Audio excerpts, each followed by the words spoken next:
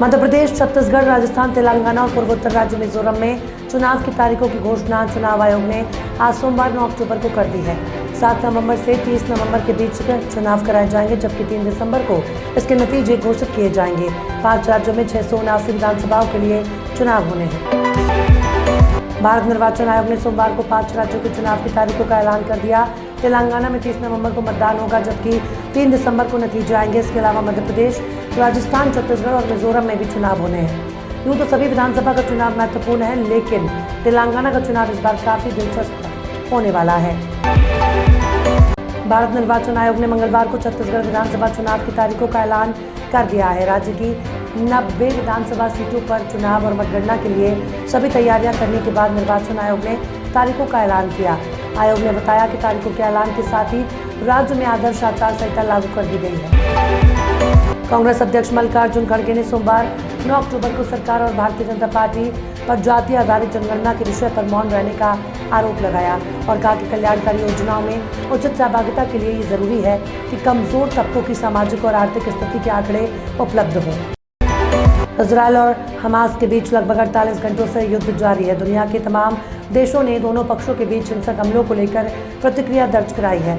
भारत के प्रधानमंत्री ने नरेंद्र मोदी ने ट्वीट कर लिखा कि भारत इजरायल के साथ है।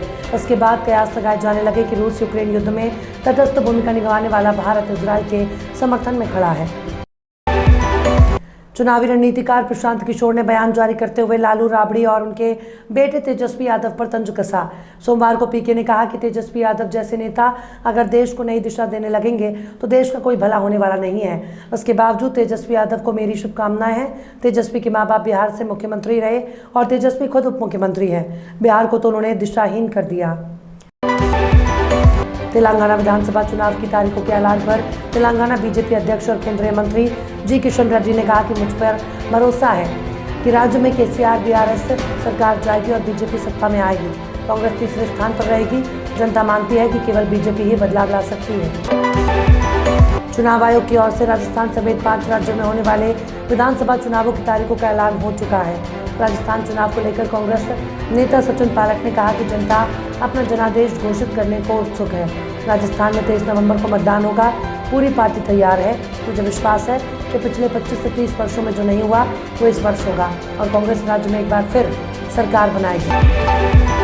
5 राज्यों में होने वाले चुनाव पर बीजेपी नेता कैलाश विजयवर्गीय ने न्यूज एजेंसी ANI से कहा, मैं चुनाव आयोग को धन्यवाद देना चाहता हूँ। बीजेपी के कार्यकर्ता चुनाव के लिए तैयार हैं। इन चुनावों के नतीजे चौंकाने वाले होंगे और किसी को पता नहीं चलेगा कि कांग्रेस कहाँ गई। हम सभी राज्यों में 2/3 बहुमत से चुनाव जीतने जा रहे हैं।